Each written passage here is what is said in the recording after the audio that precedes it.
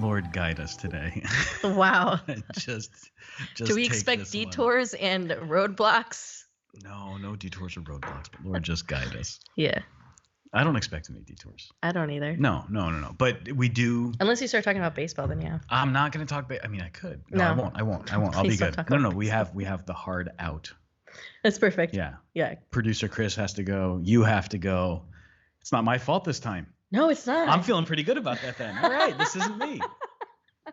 So, Paula, here's what I want to talk about today. Welcome to Rolling Film. I'm Father Sam Kachuba. And I'm Paula Pena. Just in case you didn't know what you were listening to out there. Absolutely not. Yeah. I just came back from visiting a classmate from seminary who has just begun a new parish assignment. And literally just began 2 days ago. So I went to visit him. Yeah. So I went up to visit. He's in another diocese, not here in the Diocese of Bridgeport. Went to check in, see how he's doing. And it's a pretty steep hill he's going to have to climb. He's got his work cut out for him. But the assignment itself, I think he'll do great.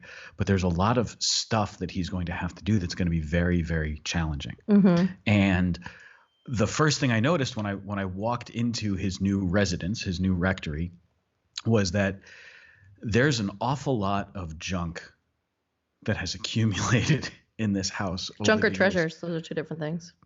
Well, one man's trash is another man's treasure. So maybe that was just his treasure chest. I looked at most of it and said, this is junk. And I think he felt the same way. Oh. And my first thought was I walked in and there were some boxes around, right? Mm-hmm. Cardboard boxes. And I said, well, he just moved. This is just his moving stuff. And then I realized that these were not moving boxes. Many of them were very, very old boxes. There was stuff everywhere. Every room or closet that wasn't occupied by a human had stuff. Mm. And a lot of it's like whenever they had a chair that they no longer needed, they put it in this room. Whenever they had a file cabinet they didn't need to hold files in anymore, they'd put the empty file cabinet over here. Mm-hmm. There was just junk everywhere. And since he hadn't really explored the whole house yet, and the house is kind of a maze of all kinds of different things, which that's a whole adventure in and of itself. Mm-hmm. He said, hey, let's check out the attic. So we went up into the attic. Garbage like you wouldn't believe. I mean, a whole box full of payroll records from like 1979, 1980. No way. Yeah. So like all this old stuff, and wow. None of it was filed. It was just a box with loose paper in it. Was there anything that was cool? How much were they getting paid in 1978? I didn't really take the time to examine the documents very carefully. I would want to know and then like do a. Well, so the cool thing that we found, and I sent you the picture of it yesterday, was an old, very vintage TV with a knob and everything to change the channel, along with a still in its original cellophane blank VHS cassette. Not really something that anybody needs right now. No, not at all. But cool. Yeah. A reminder of a more analog age. Mm-hmm. And we say this, of course, as we're recording something digital. But it's all good. Anyway, I was looking at all this stuff, and then I went over to look at the church, and the church is kind of a postmodern sort of architecture. It's not too pretty. And just looking around, even the sacristy was cluttered. Just a lot of junk. Yeah. A lot of stuff that you don't need.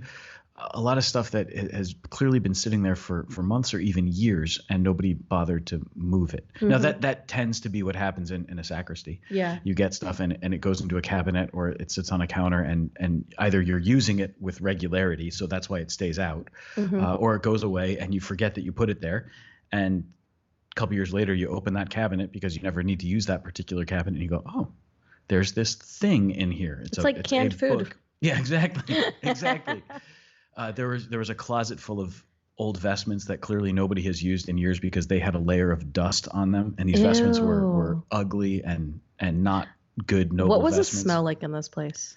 Did it reek? No, it didn't. So really? It's not a hoarder type situation. Okay. And it's not the smell of garbage. Like not the smell of like mothballs. Now that I know what they are. No, not the smell of mothballs. No. But that's a good question. That's a fair question. Yeah, because that stuff reeks. It was more like there was just a lot of clutter. And so he and I were talking about this. Yeah.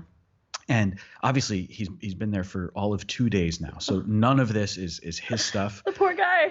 But this is something that he's going to have to work on. And so I got to thinking about this, like, and we had this conversation that amount of clutter tends to indicate that there's not a whole lot going on, and that there's a certain level of being comfortable that is set in. So when he first was informed that he was being moved into this place, he was a little distressed because he's done a great job at his previous parish. Mm-hmm. And basically he's going back to what he found when he walked into his first parish as a pastor. Yeah.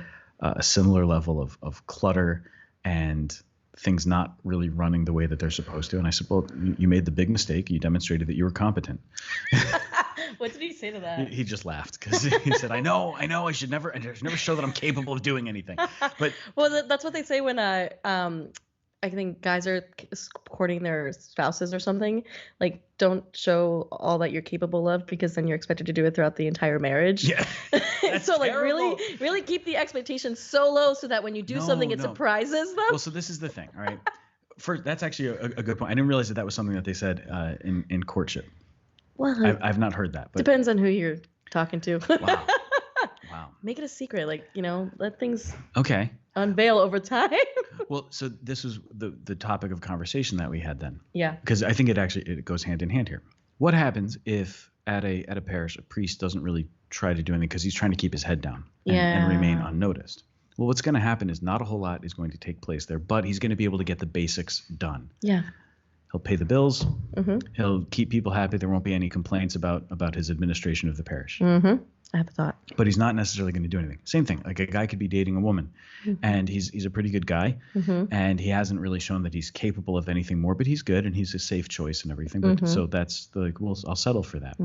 What happens when we start to settle as priests or as married people? Like when we start to settle, instead of giving our very best, instead of giving everything that we have. Yeah. So this is what he and I were talking about. That you just see the evidence of sort of settling for a long time there. And it's in the fact that a lot of things were never dealt with. So things have been stored that don't need to be stored. Things have been kept in attics and in basements that should have been thrown away. This is old and no longer usable.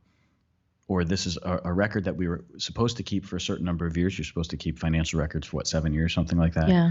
So let's say you're supposed to keep certain things for a certain amount of time, but then they've got to go. You don't need to hang on to it. But then there was also just sort of the neglect. I noticed in some of the offices, I realized that it permeated to the staff too. It overflowed. So there's just sort of junk. Not stuff that's being used, but just like junk.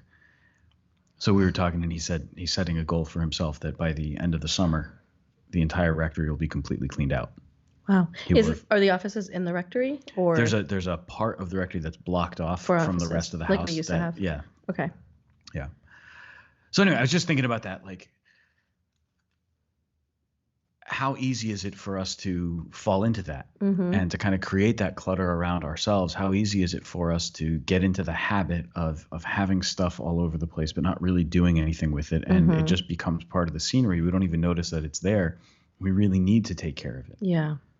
Like, this should go. This shouldn't still be here, or this should at least get fixed. But instead of fixing it, it's just there. You know what? I think Jesus has a lot to say about this. Yeah. I mean, one in particular, the first thing I thought about was someone in a parish who just has stopped. There's a commandment to build the kingdom of God. So in other words, ministry never has an end point. You're constantly building one thing on top of each other and passing it on to the next person. And so there isn't this, that mission mind that you need in order to do that. Otherwise, you just kind of get complacent where you are. I remember something you told me a couple years ago. And by a couple of years, I literally mean 7. I was going to say, I think we're at that point where we've been working together long enough that, it was a couple of years ago, and then you realize, that was a full decade ago. That was that's so weird. Right? Wow. This was when I came to you when I was a missionary. I was going. That's a decade, or almost a decade. It's 9 years since we met. It was. The focus. Okay, side note. All the people who are still in focus that were in my year, they all posted a picture over the last 2 days. I'm like, I've just celebrated my 10th anniversary, and I was like, man, if I stayed in focus, I'd be celebrating my 10th anniversary as well. Now, yeah. So that's just weird to think about. It's so crazy. Yeah. So, anyways, I remember coming to you because there was a part where I had been at the same campus for 2 years and I was struggling with like zeal and mission. And you had said something that I thought was super interesting because Focus wanted me to stay at the Coast Guard Academy for a 4th year if I was going to do that, but you stole me from Focus, so now I'm here. And what was interesting, best theft ever. Yeah, Jesus was guiding that one.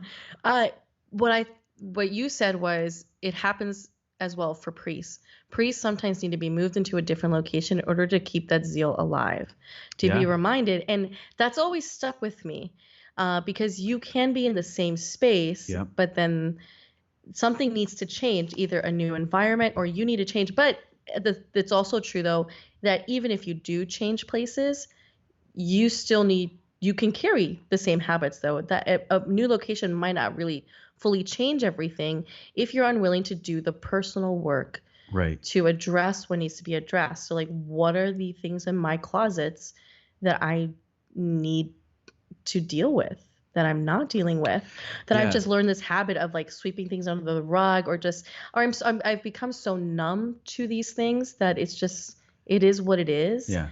Well, as an example, when I moved here as pastor, there was a box that became kind of the catch-all in my moving process. I had this one banker's box, and whatever didn't belong with other stuff just kind of went into this miscellaneous box. And I moved in, unpacked everything except for that one box. That one box just sat there because I just didn't get around to it. I put it in a closet and left it there. And I realized after 2 years that this box had been tucked away in the corner of this closet, and I had completely forgotten about it. Whoa. And I opened it and I looked at it and I realized that I had just packed up a whole bunch of stuff that I should have thrown away in the first place. And since I had not opened this box in 2 years and had never felt that I needed any of the stuff that was in that box. Yeah, you didn't go looking for it. I said, this is going straight to the dumpster. Yeah. So I just threw it away because it was clearly stuff that I didn't need. I had thought that for whatever reason, when I made the move here, I should bring this with me. So I put it all in there. It was useless. None of it was important, and none of it was of value. I mean, I'm sure there was something that at some time had some value for me. But this is clearly not stuff that I need. Yeah. So it had to go. So I was looking around at this house, and I like this point that you're making. We have to, even when we change environments, try to keep either the same zeal that we had before or rediscover zeal that we had. Yes. Changing environments, we have to recognize that our gifts and talents need to be used here now, and maybe in a different way or a way we hadn't expected. I like that. Another thought that I had looking around was, I wonder what effect this house has had on this parish. So the rectory is not normally a place that people see. Right. The rectory, that's where the priest lives, and it's kind of there. No one knows that you have a pool in the back. I do not have a pool in the back. People can't see that, but it's there. Yep, that's right. No, we have just in case you're wondering and you've never driven past our place, we have a patio, and we have a table that has an umbrella. The umbrella looks very much like a pool umbrella. It's a pool umbrella, man. And because the fence around the patio is white, people tend to think that we have... It is a tall white fence. They think we have hiding a pool. There is no pool. It would be really cool if there was. I wouldn't use it because I don't like to swim, but and you don't like, it would be cool. You don't like water. Neither does Duke. No, it's not that I don't like water. I like water very much. I like to fish in water. I like to go stand in the water and catch things out of the water. I don't want to swim in the water. I don't enjoy swimming. It makes sense. Long Island, Connecticut rivers are not my thing. Yeah. Anyway, so looking at this house, I'm thinking, what effect has this had on the parish? Most people in the parish don't ever see the rectory. The priest lives there, and that's kind of it. Actually, Saturday Night Live did this great little commercial a few years back. They definitely had some St. Patrick's Mass, or is that something else? Something else. So they definitely had some Catholics who were writing, or people who were raised Catholic writing this thing, because the whole thing was about how you're going back to church on Christmas, and it's church at your hometown. You're with your family. You're back home for something. So it's church at your hometown. And so they're going through all these like funny things that you'll find when you go to church. And one of them was watch as Pastor Pat walks back to his house, and it's this priest walking back to his house, and try to get a look inside, and it's just a table and some chairs, and there's like a card table and some plastic chairs around it. And I think a lot of times that's what people think is in the house. And what's weird is you move into a rectory, it's not your house. Yeah. So when I moved, this is not my house. I live here. Yeah. So it's got to become my home, but it's not mine. Mm-hmm. I don't own the house. I'm responsible for taking care of it so that it can be lived in again by someone else. The next guy who comes is going to have to live here. So I want to make sure that the house is in good shape for him. But it's not mine. Mm-hmm. And so a lot of times old things pile up in a rectory because the priest says, well, it's not mine. Mm. And you forget that you actually have the authority to throw things away because you're the pastor. God. Wait, that's my apartment. When I had to move out a month ago, it had been oh my gosh, so many women lived there in 10 years, some for 3 months, some for a few years. There was so much inherited crap. Yeah. So much inherited crap. Can we say that? Are we going to get an explicit rating? No, it's crap. I could have said the other word, but no, I remembered we're doing this. Honestly, if you were the first one to swear on Roar Like the Lamb, that would crack me up so hard. It'd be amazing. I would love it. I mean, I would choose to swear by picking up that Bible and reading about like the donkey. If we're gonna go in that route, let's go gently. That's fine, and it's totally fine. We'll see what happens. But no, yeah, that happened. So there's something else that I was thinking about as you're talking about this. How old was the priest who was there before? Like, what was like the state of that? So the guy who was there before, he's a younger guy. And in this case, it's not a question of his capacity. He actually really helped get the parish back on track. So one of the things that my friend is going into is not a parish that's completely off kilter. Okay. This guy went in and was able to do some work to get things back. He was able to do what he could do. And in his own spirituality and in his own approach to life, he embraces simplicity in a pretty radical way. Okay. And so he doesn't have a whole lot of stuff. Right. And he goes into a place and says, I can live with this. Okay. And so he doesn't realize that there's stuff going on because he doesn't feel a need for some of this stuff. So he goes in and there's some clutter. It's not mine. And I don't need to have everything absolutely pristine. Got it. There were things that he said, I don't think we have that in the kitchen, for example. He had mentioned to my friend, I don't think we have this thing. So he's looking through drawers and he found them. Yeah. But he'd just been told that they didn't have them. So he'd ordered them on Amazon. So he had to go and cancel his order.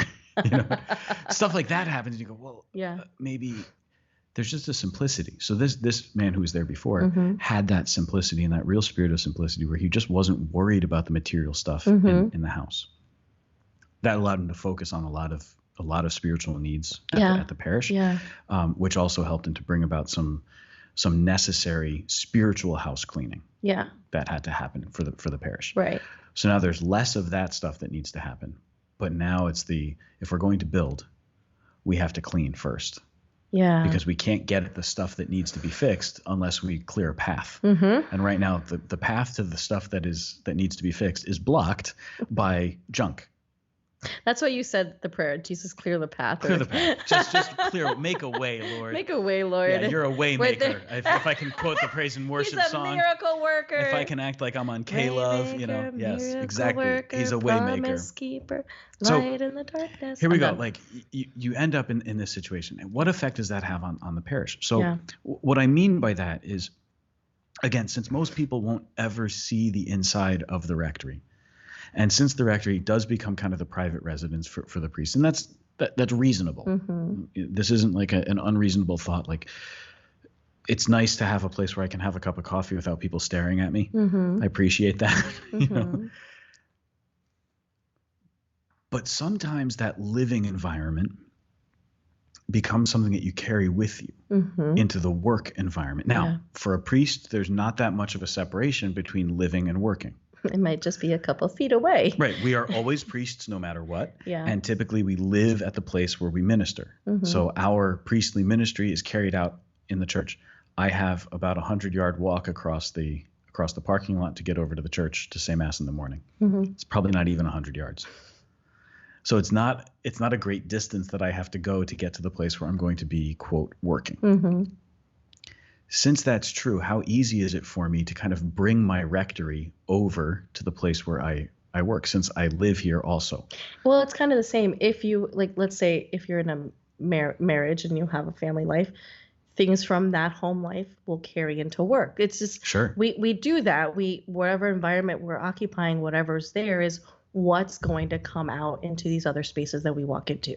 And so if I'm willing to let my house become cluttered, or if I'm concerned about throwing something away because it's not really mine and I'm not sure if I should, or if I'm willing to live with stuff that's broken for the sake of, a lot of times I think priests will deal with broken appliances and broken things in their houses, or houses that aren't in great shape because they don't want to cost the parish money. Right. There's a sense, and I think this is a very real one for us. I don't want where I live to be the priority for people. And so if there's any sense that where I'm living is too luxurious, it's too nice, I'm going to scandalize people at the parish where I serve. So I'll deal with a carpet that's stained. I'll deal with paint that's peeling off the wall, because I don't want people to think that I'm just wasting money on stuff that's not necessary. Now, there's got to be a counterbalance in there, right? Okay, it's true that you might have to not have the nicest things, Father, in your rectory, but we can paint the walls. We can change the light bulbs. But I think a lot of guys fall into this trap of saying, no, I'm not going to do that. We're just going to leave it as is. Didn't John Paul II, he never wanted to buy shirts, and they were trying to get him to change one of his undershirts that were just filled with holes, and he was like, no. Pius X was actually famous for that. Oh, him too. Yeah, Pius X was. Wow. He would get a new coat, and then his sisters, who took care of the rectory for him, they would not be able to find the coat. Where did it go? He'd given it away. Of course he did. So they'd find another one. Yeah. And he would wear it for a little while, and then it would disappear. Yeah. Same thing with shoes and socks. And his cassock always had holes in it. And they would tell him it's time to get a new cassock, and he would refuse to get a new cassock for as long as possible. That's awesome. So sometimes we can say yes to so many things that it's like, well, these saints did it. But the one thing that I'm thinking about, a lot of this has to do with mental health. You saying I'm mentally ill? No, not saying I leave that up for debate. Anyways, I let the public choose, because unfortunately, I know exactly where they're going to fall on that. I know exactly where the votes are coming in. So what I'm saying is, you have great men and women St. Francis of Assisi taking off his tunic, really doing great acts of living out poverty. Sure. But what I also would like to think, though, is, where were they in their own mental health, where they knew that there was a conformity to Jesus in this. Yeah. And it's like, Jesus, I'm doing this out of love for you. I choose to unite myself in this way to unite to your poverty. But and so you can have that side. But if on the other side, you really, I'm trying to figure out, excuse so many things, but at the same time, it's not actually helping you be in the space that you need to be mentally and emotionally in order to serve the way you need to spiritually. There's that other side. We need a place where we can recharge. We need a place that's a refuge for us. We need a place that's our own. Right. That place where we can rest. Yeah. That place where we can just be ourselves without everybody observing all the time. Because these saints, they did this with joy. Right. They lived out those acts and with joy. So if we're going to do that, we need to have that space. But if that space becomes cluttered or broken down, how quickly does that start to impact our ministry and the work that we're trying to do? Because it's very easy then. All right, so there's clutter all over this house. When we walked into the office area, there's clutter all over the office area. And so what it tells me is that it's one thing if you have an old space. This is a very, very old house. So the office space is very old also. It's one thing to have a very old space and to know that you're trying to make do with an old building. You can do that. But this wasn't just, it's an old space where we're trying to make do. This is an old space that we've also just allowed to get filled up with a ton of things that aren't really necessary. Yeah. I was very struck by how it permeated through that, there's that wall that separates the living space of the rectory from the office space of the rectory. And I was very, very struck that wall has not separated the junk. Wow. The junk is in the office, the junk is here. The clutter. And then over in the sacristy, in the church, the clutter. The stuff that had just clearly been neglected, that nobody was really taking care of. Well, it still works, but it's not clean anymore. This needs to be polished. This is sure, this is functional, but it's not in good condition. Or this is functional, but it's not beautiful. And as soon as you get into the church and you're looking at stuff that's functional but not beautiful, you're in trouble. Functional but not beautiful works fine in the kitchen. Well, it depends on the person. Functional but not beautiful, like, does the stove work? Can I cook food? Yeah. Okay.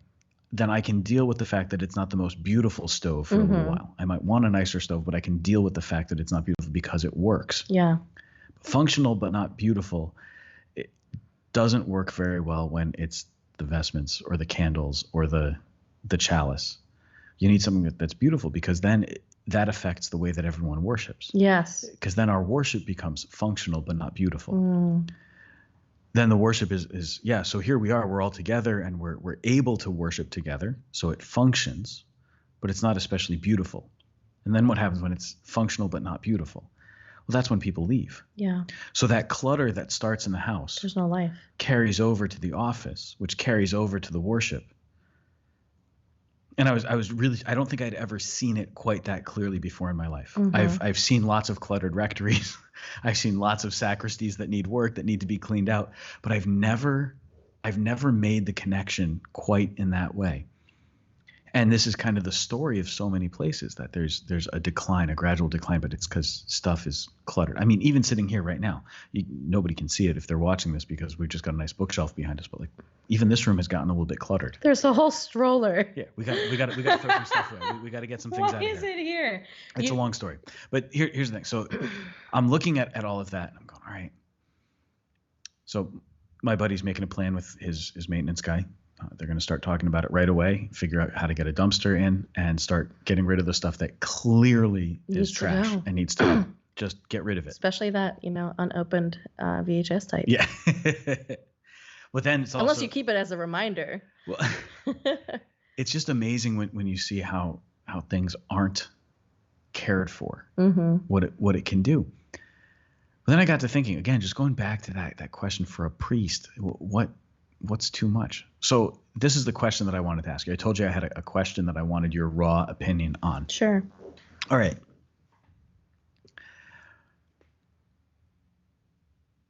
How do you feel about a priest saying, I need to get some work done on the rectory. I need to fix things up. We need to clean this out, or we need to repair this. And this is what I'm looking to do. Given that most people, if they want to have their house repaired, go out and buy paint and do the painting themselves, save up money and work on getting a contractor to come in and do whatever the work is. They do it that way. How do you feel about a priest saying, like, I've got to do work on the rectory? I think the first thing I would ask is, what needs to get done? Because I know most people, when it comes to giving and tithing to church, people want to know where their money is going towards. Of course. First concern, always. Second, how is that money being allocated and used?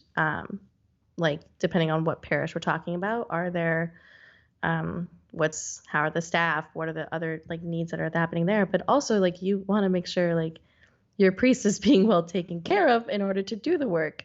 So that, I would say, falls into that.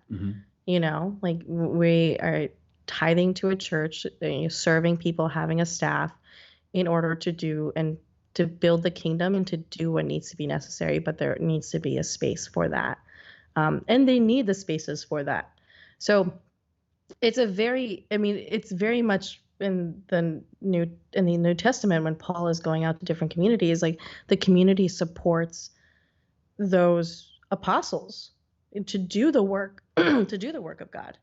So they depend on them for food and for things and for living and all of those things. So um, I think it's really biblical. So that's my thought. Okay. It's the community responding to the needs in order for the gospel to be promoted. And if you don't have a stove and you're not eating, like that's not good. that's a problem. Yeah. I think the other thing too the other thought that I have is we're doing work on the church, right? Or we're doing work for the rectory. Um, How also does I'm trying to think, like, how also does the parish contribute to like community or social outreach? Like this is like another. There's so many things though. Yeah. You know what I'm thinking about? Like, sure. How else does this serve other spaces, or what more can we do? There's a lot here. Okay. Yeah. So when the rectory here at St. Pius was built many years ago, 30 years now, when that house was built, it caused quite a stir because the way that it was built with upstairs. There are 4 identical suites. Oh, okay. So a sitting room, a bedroom, and a bathroom. And people heard about how many bathrooms there were in the house, and they thought, this is 50 years ago. That's a big deal. Yeah, they said, well, this is outrageous. This is far too much luxury. Forgetting that the house was being built that way so that the priests who lived here could each have their own bathroom. Yeah. Because they're not family. No, they're not. They live together, but they're not actually related. So right. To give each priest his own bathroom. Now, maybe that is luxurious. I don't really know. Honestly, as a priest, I've always had my own bathroom.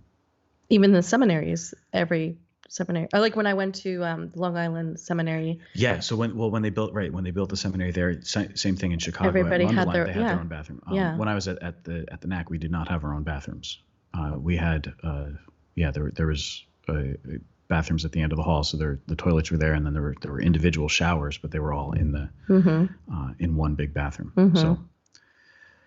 Yeah, I just look at it and I worry sometimes that if we talk, first of all, if you talk too much, we've spent way too much time talking about rectories as it is. But when you talk too much about the residents, it seems like that's the only thing that matters. Or is it going to give people the perception that you care more about taking care of yourself as the priest than you do about taking care of the poor? Like you mentioned, like what are we doing for outreach? Okay, I think those are all fair questions and they need to be asked. At the same time, sometimes we have to do things so that we can keep functioning. Yes. And this will come up in other areas, not just things like the rectory, but if you need to do repairs to the church, or if there's a building that needs something done, well, we could be spending that money to serve the poor. And that's all true. It's not that would be a bad thing to do. Obviously, it's good to serve the poor. Right. However, by having facilities that function, it enables us to better carry out the mission. And I think that can be true too in a rectory. It's also true in marriage. What are the things that you need to replace? And yeah, what if a married couple was neglecting their house because they wanted to just save up money for something else? Right. Or they were afraid that people would think that they were trying to live too luxuriously, and so they weren't really taking care of where they lived. And then that was affecting how their kids were interacting with their friends. That was affecting all these other things, or they were, because of that way of living, they weren't as happy as they ought to be. That's the way that I'm seeing this as well. It's like, there's so many different spaces that everybody's in, but there's a need to kind of take care of things. And the one thing, as you kept talking before, I just kept thinking about this image that I was given when we're talking about the spiritual home of my heart. And one thing that I learned in my time of being, someone teaching me how to pray, started to explain my heart as a home and asking me like, hey, where is Jesus in this home? Like, what's your home look like? What's the state of your home? And you realize what God desires to do is God knocks at the door. The handle is only on your side, so you open it up. But when he's walking in, are the curtains closed? Are there cobwebs everywhere? Is the coffee table just cluttered with stuff? I don't have curtains in my room. Oh, you don't? I don't. No, I have blinds, but I don't have any curtains. Whatever. It is my story, but you have something else. I mean, what if you have wood that's nailed into the window. When I first moved in here, I asked a friend of mine for a color recommendation. So I wanted to paint the room. So I said, what color do you think I should paint it? Well, she said, what color are the curtains? I said, what curtains? And she said, you don't have, I said, no, I don't have curtains. And she said, well, all right, what color are you interested in? So I don't remember what it was, but I picked the color. And she said, no, you can get these kinds of curtains that would match it. And I said, okay. And just to put her off, I said, okay, and never got curtains. Does she still know you never got curtains? I don't think she listens to this, so I can say, no, I never got curtains, and I'm pretty sure she doesn't know, and I don't really want curtains. I'm good. That's fine. Okay, blinds. Good. But that for me was really powerful to understand. Like I come in with a cluttered heart, with secret rooms that are nailed that I don't even know about. Yeah. Darkness in some areas, light in some areas, or like maybe, the foyer is the most presentable place, but don't go past this room. Don't go past here, because this is where there's so much stuff. So, and to explain to me, what is prayer, this priest was telling me, like, well, here's the thing. Here's what Jesus does. Jesus starts to go into the home of your heart and starts addressing your home room by room. Starts to put the kitchen in order, puts the living room in order, opens up the blinds, but you do the work with him. You don't just do it on your end. So like what happens in the physical world, honestly, is always, and I know can always be translated to what's happening in our own hearts spiritually, what's happening in your interior life. And it's just a really powerful way to kind of think about this. So I like that idea. Yeah. So it's it's good for your own prayer. If you want to know, like, what's the point of prayer? Well, what's the state of your heart? What's the home like? Is it a palace or is it a ranch? Is it a trailer? Because mine, when I started prayer, for example, like it was a trailer. But even a trailer can be made beautiful. Yes, it's now a palace. Why? Because I realized over time how God worked in my heart is as he cleaned up my heart, he was preparing me for a home in his house. And his house is majestic. His house is a palace. I thought I was only worthy of a trailer. Yeah. He was like, you are worthy of a palace. Now, I don't mean go out and get everything luxurious for your own home. Right. No, exactly. But spiritually, you're right. To recognize, no, it's worth it for me to work on this. Now, the physical building, I think likewise needs to be well taken care of. Because what happens? All right, if you go on retreat and the retreat master is lousy, the homilies are bad, or the talks are bad. Yeah. That's terrible. It's terrible. But what happens if you go on retreat and the food is bad?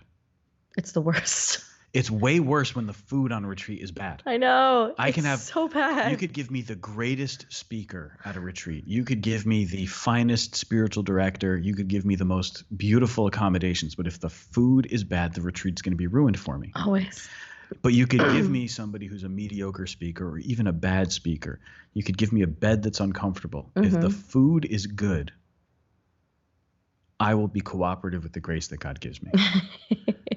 It makes all the difference. So I think the same thing though is true for where we're living. When we're living in a place that's ours, and that we've taken some pride in, or that it's functioning, it's working the way that it's supposed to, it gives you a sense of, I'm able to do this. Now, I think for a rectory, the reason to keep a rectory nice, and by nice I mean it's neat, it's clean, it's livable, it's at least more or less up to date. I don't mean luxurious, but you're not dealing with outlets that look like they might shoot electricity straight at you. Because a house fire. Exactly. That's terrible. You're dealing with plumbing that definitely works. Yeah.